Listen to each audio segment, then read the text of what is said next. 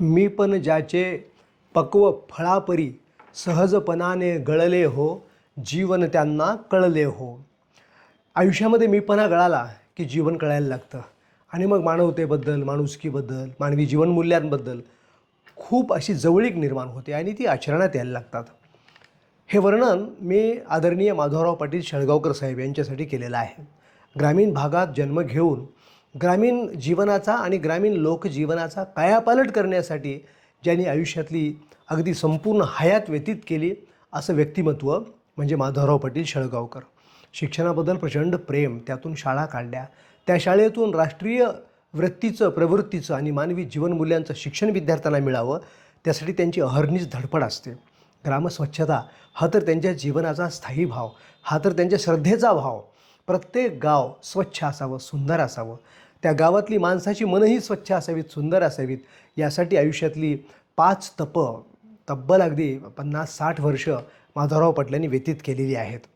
माणसांबद्दलचा जिव्हाळा, आपुलकी, प्रेम आणि त्याहीपेक्षा समाज आणि राष्ट्रासाठी सर्वस्वाच्या समर्पणाची तयारी हे त्यांच्या व्यक्तिमत्वाची काही महत्त्वाची वैशिष्ट्ये आहेत. माधवराव पाटलांनी आयुष्यभर अगदी एक भाबड्या स्वभावाचा, असा मोकळ्या ऊर्जस्वल वृत्तीचं असं हे व्यक्तिमत्व आहे. प्रत्येक माणूस पाहिला की त्यातल्या क्षमता काय आहेत हे माधवराव पाटलांना सहज कळतं आणि त्या क्षमता अधिक वृद्धिंगत व्हाव्यात आणि नराचा नारायण करावा अशा प्रकारची वृत्ती गेले 5 दशक ते जोपासत आलेले आहेत. राज्य सरकारनेही त्यांना राज्याच्या अत्यंत मौलिक अशा महत्त्वाच्या स्वच्छता अभियानाच्या प्रमुख पदावर नियुक्त करून खऱ्या अर्थानं त्यांच्या व्यक्तिमत्वाला न्याय देण्याचा प्रयत्न केला आणि त्यांनी अवघा महाराष्ट्र पिंजून काढला. मन करारे प्रसन्न सर्व सिद्धीचे कारण हा तुकोबारायांचा अभंग त्यांनी जीवनात तंतोतंत उतरला. गावागावात स्वच्छता झाली की ते माणसाची मनही स्वच्छ होतात आणि मन स्वच्छ झाली की सौहार्द एकमेकामध्ये निर्माण होतं. भांडण तंटे कायमचे नाहीसे होतात. ग्रामस्वच्छतेचा हा अत्यंत मौलिक सिद्धांत घराघरापर्यंत, गावागावापर्यंत, लोकांपर्यंत माधवराव पाटलांनी पोहोचवला.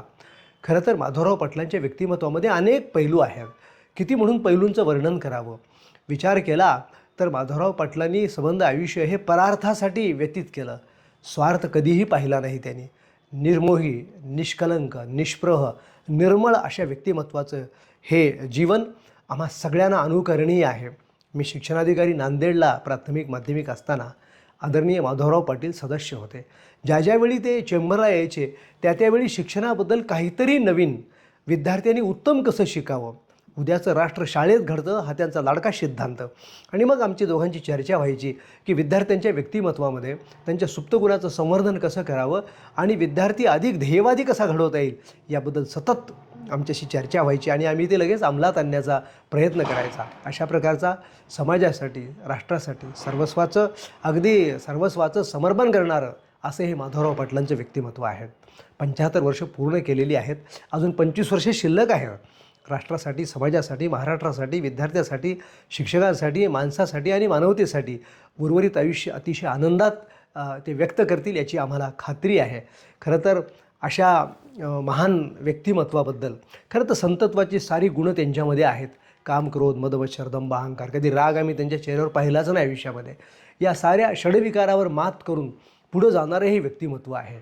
खरं तर तुकोबारायांच्या एका अभंगात वर्णन केलं आहे की चंदनाचे हात पाये ही चंदन, परीसा नाही हिन कोणी अंग. आदरणीय माधवराव पाटलांच्या व्यक्तिमत्वासाठी वर्णन करायचंच ठरलं तर या अभंगामध्ये मी वर्णन करेन की चंदनाचे हात पाये ही चंदन, परीसा नाही हिन कोणी अंग. दीपा पाठीपोटी नाही अंधकार, सर्वांगी साखर तैशी गोड. तुका म्हणे तया तैसा सज्जनापासून, पाहता अवगुण सापडेना. या महान व्यक्तिमत्वाला, माधवराव पाटील शेळगावकर नावाच्या त्यांच्या व्यक्तिमत्वाला शतायुषी नव्हे शतकोत्सर रौप्य महोत्सवी आयुष्यापर्यंत त्यांना ईश्वरानं वय द्यावं, आयुष्य द्यावं आणि साऱ्या राष्ट्रासाठी, समाजासाठी, मानवासाठी, मानवतेसाठी त्यांनी असंच काम करत राहावं, आम्हालाही मार्गदर्शन करावं अशा प्रकारची मी शुभकामना देतो आणि थांबतो. जय हिंद, जय महाराष्ट्र.